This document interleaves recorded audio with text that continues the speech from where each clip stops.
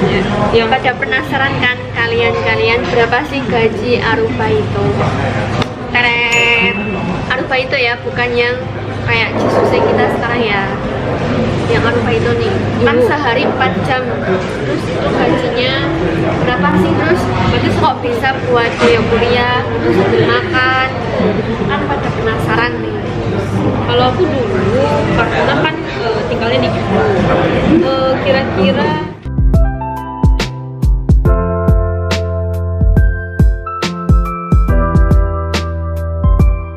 halo guys, kembali lagi di channel aku. Ini aku mau ngobrol-ngobrol sharing ya tentang kehidupan di Jepang lah, atau apalah tentang Jepang gitu, sama kakak berdua ini, sama Kak Triana dan Kak Yosi. Ya, aku mau tanya-tanya nih Kak, kan Tanya apa nih? aku sama Triana ya, sama Kak Triana ini kan Jino Jisuse, kalau kakak kan Ryokaguse ya. awalnya Ryokaguse itu ganti visa Bukutei. Itu emang dari LPK-nya itu dari Ryokaguse, apa emang programnya Ryokaguse doang, atau ada Jino Jisuse tapi kakak lebih milih Ryokaguse? Oh, sebenarnya banyak sih programnya yang ditawarin di LPK yang dulu kan ada Gino Jisuse sama Ryokaguse sama TG dan lain-lain. TG belum, waktu itu 2019 itu belum ada TG, masih awam ya. Terus pas saat itu yang paling cepat keberangkatannya Ryokaguse, makanya aku pilih Ryokaguse. Terus setelah berangkat itu program Jepangnya itu berapa tahun? Kan banyak yang tanya ya, kalau Ryokaguse itu gimana disininya? Ryokaguse itu program sekolah bahasa Jepang itu 2 tahun programnya biasanya sekolah sambil arubaito. Iya, sambil kerja part time biasanya 2 tahun. Waktunya dibagi-bagi dan duitnya juga dibagi-bagi.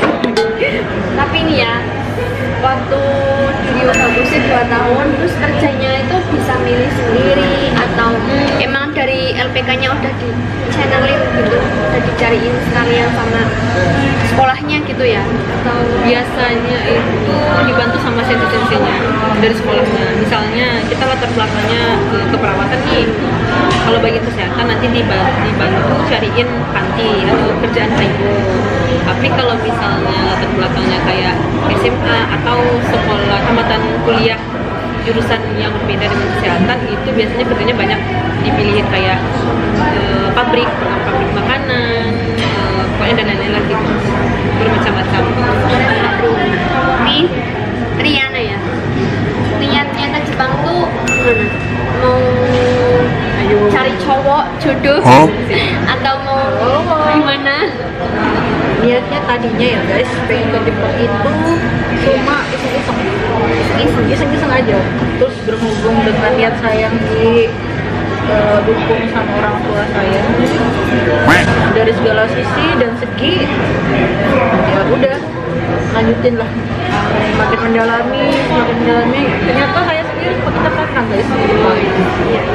Jadi ya udah, Berarti kita awalnya emang gak tertarik, tapi karena didukung dengan beberapa aspek dari orang tua gitu, jadi ya udahlah. Dukungan dari orang tua, terus semangat dari orang tua itu perlu ya. Kita juga harus semangat guys, soalnya kalau kita belajar bahasa Jepang nggak semangat, dengerin bakalan susah masuk dan kita bakalan lama di LPK. Jadi kalian juga harus bersungguh-sungguh belajar bahasa Jepang.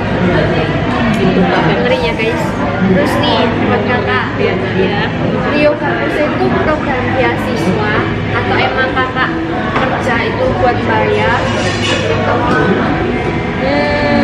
Biasanya enggak, ada sih yang beasiswa, kayak beasiswanya itu lebih dibantu setengah dari biaya keberangkatan ditanggung sama yang tempat kerja.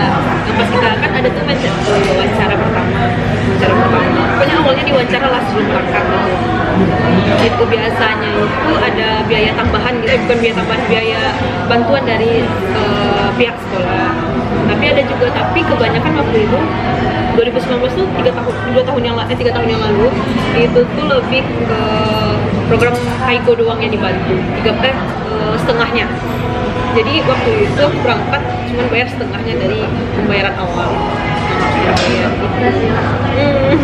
ya gitu Terus lah. itu sistem Aruba itu-nya Itunya tuh biasanya nih 4 jam setiap harinya, kecuali sekolah tuh Sabtu Minggu doang yang libur. Kalau misalnya Sabtu Minggu itu 8 jam itunya bisa ada dikasih itu dari imigrasi, pihak imigrasi. Tapi tiap hari dari sehari Senin sampai hari Jumat itu 4 jam doang. 4 jam. Tadi hari Sabtu Minggu itu harus libur gitu ya. Sekolahnya emang libur 5 hari doang. Terus nih saran dari Kak Triana Nuji Suse itu biar besoknya lancar, hasil dapetan 4. Aduh, kalau itu tanya ke kakak yang satu ini ya, kakak yang satu ini pasti lebih tahu tentang bahasa gitu. Kasih tips aja nih buat teman-temannya atau subscribernya Kak Feni ya, khususnya yang lagi belajar bahasa Jepang nih ya. Kalau misalnya mensetsu, kita ya yang pertama kita berdoa nih, usaha kita belajar. Nah, terus kita juga harus semangat gitu. Tapi bahasa juga perlu buat kalian ini supaya di sini bisa ngobrol ya Kak ya. Lebih lancar saat bekerja, bantu kita dalam bekerja. Jadi kalau buat teman-teman ngomong, yang penting di sini bisa kerja. Aduh, salah guys, salah bisa. Ya terutama bagian kaigo lah ya, kita kan tahu semuanya kan juga program kaigo ya, merawat lansia gitu, otomatis yang di apa ya, kita selalu berhubungan dengan manusia, berinteraksi dengan manusia, pasti yang dibutuhkan itu komunikasi. Kalau misalnya kita nggak ngerti bahasa Jepang, nanti kita mau cara ngomongnya sama orang Jepangnya tuh jadi bingung, dan orang Jepangnya nyuruh ini, kita ngerjain yang B, orang Jepangnya nyuruh ini, kita ngerjain yang A. Berarti nomor 1 harus bahasanya bagus. Ya itu sih. Terus ini nilai plusnya. Yang pada penasaran kan kalian berapa sih gaji Aruba itu? Teret. Aruba itu ya, bukan yang kayak Jisuse kita sekarang ya. Yang Aruba itu nih, kan sehari 4 jam. Terus itu gajinya berapa sih? Terus kok bisa buat dia terus makan? Kan pada penasaran nih. kalau aku dulu karena kan tinggalnya di Gifu. Nah daerah Gifu tuh rata-rata daerah pedesaan ya waktu itu pantinya. Jadi gue MR-nya rendah lah ibaratnya. Kira-kira Indonesia atau duit Jepangnya? Jepangnya aja.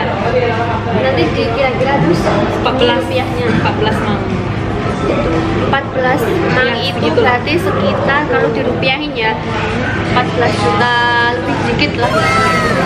Bulanannya nggak sih Kak Feni itu? Iya boleh Kak. Buat gaji segitu nih, buat Rio nggak bisa sendiri ya, kan butuh makan, apa aja itu ya Kak ya.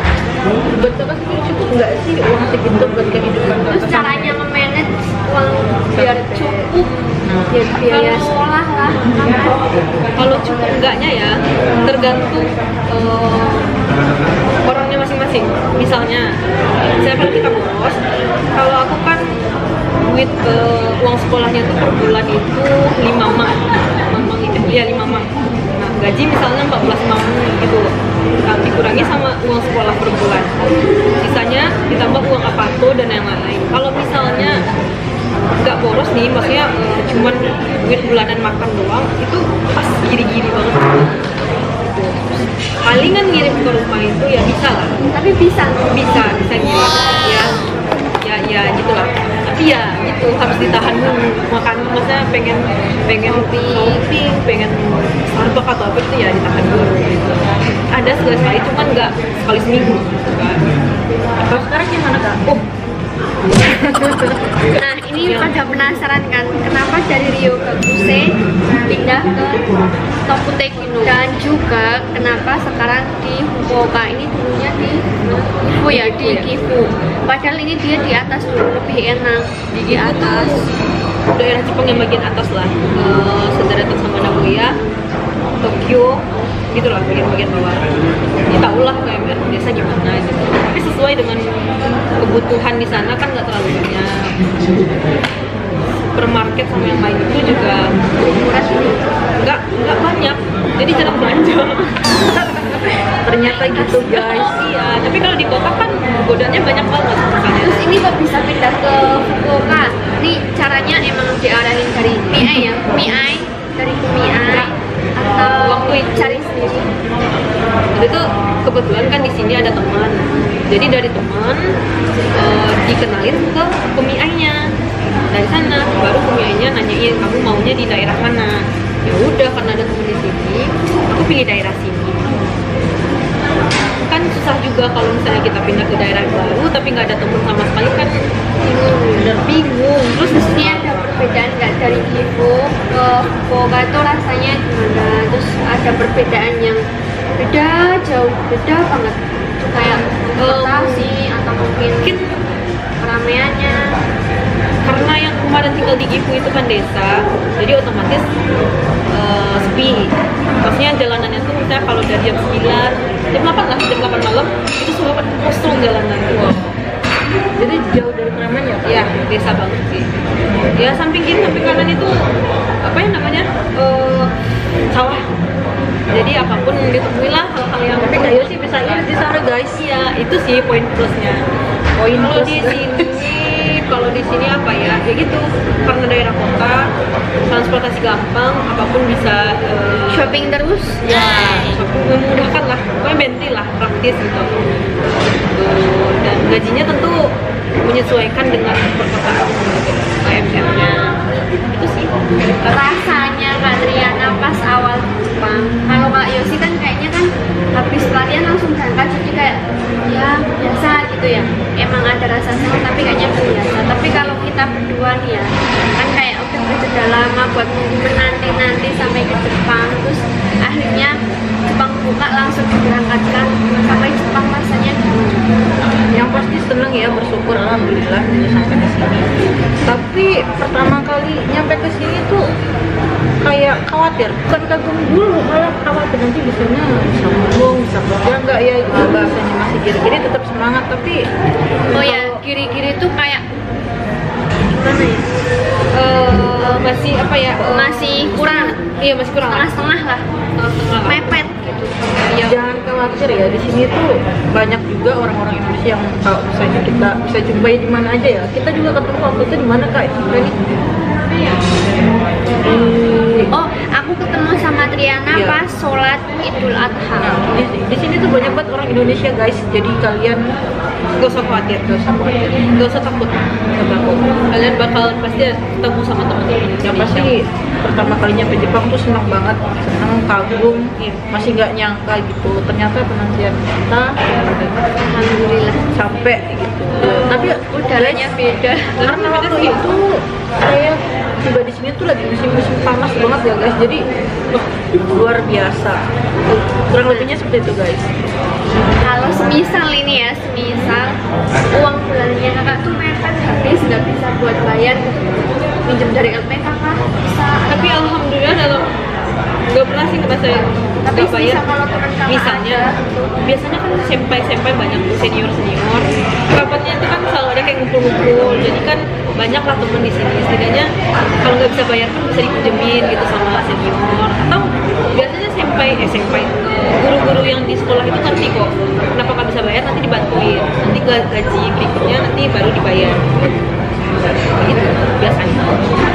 Makanya kalau misalnya Ryugakuse datang ke sini dengan visa Ryugakuse itu hati-hati ngatur keuangan gitu, harus pintar-pintar. Oh iya Kak, Kalian yang mau Ryugakuse harus Ya. kalau di Ryugakuse itu boleh nggak sih kalau kita kerja part time sampai beberapa tempat gitu? Nggak boleh. Oh, nggak boleh. Yang buat nggak boleh atau kita nggak bisa memanage waktunya, atau mungkin ada undang-undangnya dari Ryugakuse juga. Yang pertama itu udah ada aturannya sama orang imigrasi.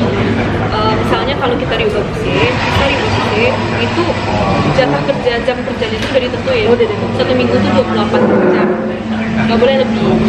Jadi kalau misalnya melebihi itu, otomatis nanti kalau kita ngurus visa baru, perpanjang visa, nanti apa kan kita ada bayar pajak tuh, nanti itu ketahuan. Karena kan kalau kita daftar kerja di tempat lain, tempat yang berbeda-beda tempat, itu harus menyertai Zairi Yukado, KTP Jepang kita. Berarti tertera semua di situ ya Kak? Iya, tertera semua. Lalu konsekuensi apa yang Ryugakusei ini terima kalau sampai mereka Melanggar. bekerja di beberapa tempat? Dia nggak bisa perpanjang visa. Oh, ilegal. Ya, nggak bisa perpanjang visa, otomatis harus dipulangin ke Indonesia gitu. Balik lagi ke negara asal. Sayang sekali. Merinding guys. Padahal kita susah-susah ya buat pergi ke Jepang, nggak mematuhi aturan, kita bisa dikeluarkan, dipulangkan gitu. Makanya dulu pas aku Ryugakusei aku sabar-sabar aja. Satu kerjaan ya gitu sabar-sabar aja meskipun Oh ya itu dulu diterima. kerjanya apa? Di panti. Kaigo juga, panti. Ya, sabar-sabar aja sih. Oh ya, tapi panti Jepang sama panti Indonesia tuh beda, benar beda jauh ya guys. Nah, dari kalian nih, siapa yang dari kamu lah. Kayak gimana sih waktu awal kamu kan kamu pernah tuh dulu sebelumnya di Indonesia pernah kerja di panti juga. Nah, pas waktu di Jepang gimana sih, apa sih yang kamu rasain perbedaannya gitu? Kalau perbedaannya sangat kelihatan banget ya Kak ya.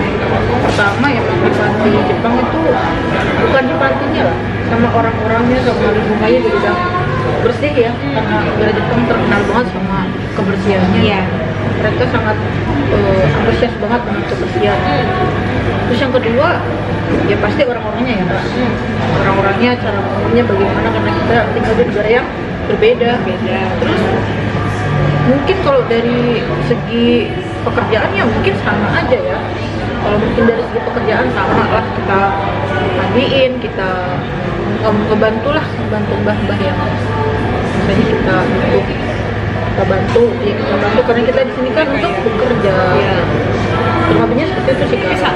Samanya dari segi pekerjaannya lah ya. Iya, kalau dari segi pekerjaan mungkin ya cara kita merawat orang tua sih, iya, itu yang kita lakukan di sini. Cuma kalau di sini kita harus lebih berhati-hati karena ya mungkin buat kalian yang bahasanya udah mantul ya, nggak kayak saya udah gini-gini banget, udah nggak bisa dipercaya gitu. Jadi harus bahasa nomor satu sih buat kalian yang lagi belajar kaigo. Semangat juga nomor satu juga deh. Nih, pas Kak Tiana awal-awal gajian nih, rasanya gimana? Bukan nominal, Jangan ya. tetot, dan semangat ya. Ada beberapa perbedaan nih dari gaji Ryugakusei, Tokutei Gino sama Gino Jensei ya. Kayak kita dari segi gaji udah jelas berbeda ya. Kak Yosi juga tahu kan kalau perbedaan dari gaji kita berdua, maksudnya dari visa kita, Iya, tergantung visa tuh gajinya. mungkin jelas beda, tapi ya seberapa pun Lumayan, kalau dibandingin alhamdulillah bisa melebihi dari gaji yang biasanya kita dapat di Indonesia. Di sini tuh kerjaannya tuh terbagi 3 shift juga, ada shift pagi, siang, malam, sama kayak di Indonesia sih.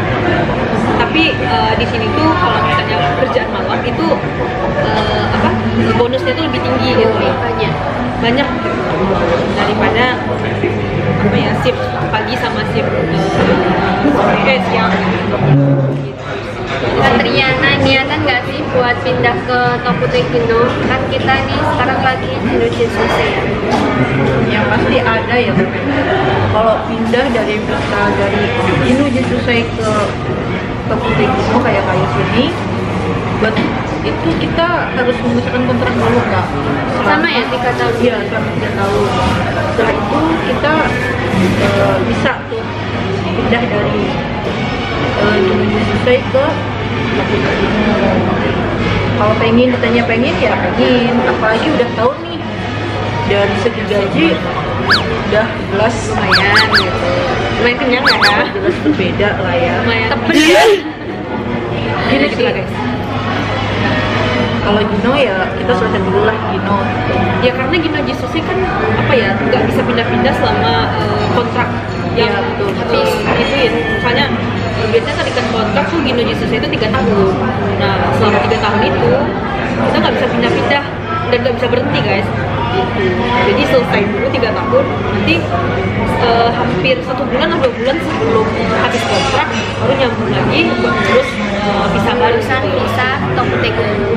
Ya Tapi untuk gaji Jinojitsu juga lumayan sih Iya kalau sih, tergantung daerah kerjanya, penempatan daerah kerjanya doang. Tergantung pengeluaran dari diri sendiri. Iya benar. Kalau misalnya boros ya seberapa gaji yang didapat bakal nggak terkumpul. ya benar. Buat teman-teman yang di Indonesia nih, buat Kak Yosi yang Ryokabuse sekolah bahasa itu selama 2 tahun gitu. Nah kalau aku kan dulu, bukan aku juga kakak ya, sekolah di Indonesia kan kita dapat kayak sistem Ya kalau sekolah kayak aku kan AMD Club gitu ya. Terus kalau Kak Yosi itu gimana? kalau di sekolah bahasa Jepang itu Setelah lulus karena itu sekolah bahasa Jepang kan yang Homogaku, jadi otomatis setelah lulus itu cuma dapat sertifikatnya berisi tentang kita udah tandanya kita udah pernah belajar di sekolah tersebut gitu selama 2 tahun, udah gitu aja sertifikat. Jadi nggak ada titik lain sih kayak Enggak ada kayak SPD, AMD, DKK nggak ada. Jadi Ryugabuse ini otomatis kan lulus dapat sertifikat bahasa Jepang ya, karena Kak Yoshi ini belajarnya bahasa Jepang. Nanti kalau di Indonesia bisa dipakai buat apa Kak itu? Selain buat Jepang, apakah di Indonesia bisa dipergunakan? Oh kayaknya bisa deh. Misalnya nanti kalau melamar pekerjaan di perusahaan Jepang yang ada di Indonesia, jadi kita bisa menyertai atau melampirkan sertifikat yang kita dapat itu apa ya, kayak pendukung bahwasanya kita tuh udah pernah belajar. jadi bisa jadi itu ya kayak translator Bisa jadi. bisa jadi. Tapi kan translator kan harus ada sertifikat DLPT, sertifikat bahasa Jepang, kemampuan bahasa Jepang gitu. Harus ada gitu. Kayak N1, N2 gitu ya. Tapi itu kayak pelengkap apa ya, mendukung kita untuk daftar melamar pekerjaan lah, mendukung itu kita buat melamar pekerjaan di perusahaan. Maaf nih ya, ini kakak sekarang N berapa? N1, N2? Alhamdulillah N2. N2 guys. Keren. Kak Yosi di Jepang kan udah hampir 5 tahun ya guys ya. Sampai belum ya? Belum ya? Ya belum. Udah mau 5 Mau tahun. masuk tahun keempat. Oh mau keempat. Semisal nih Kak Yosi kan nanti kan tetap mau nikah kan? Mau nikah ya guys? Iya nggak guys? Tapi nggak tahu nikahnya kapan. Cepatnya, doain aja guys. Amin. Kalau semisal nanti udah nikah, pengen nggak sih ada niatan tinggal di Jepang atau untuk tetap di Jepang Kayaknya ada sama deh. suami? Kayaknya ada deh keinginan buat tetap tinggal di sini. Karena kan gimana ya? Kalian kan juga bisa ngerasain nih apa ya, lama-kelamaan tinggal di sini tuh kayak apa ya, udah lama-lama jadi nyaman gitu loh. Fasilitas di Jepang dengan aturan di Jepang itu lebih enak gitu loh. Sudah terbiasa ya? Ya sudah terbiasa gitu, jadi nggak pengen pulang ke Indonesia gitu. Tapi tetap cinta Indonesia. Kita kasih Applause. Tapi kalau tambahannya, kalau pulang tetap pulang sih ya. Semisal kalau Iya. lebaran gitu, kalau ada Tetap pulang uang, kok. tetap pulang.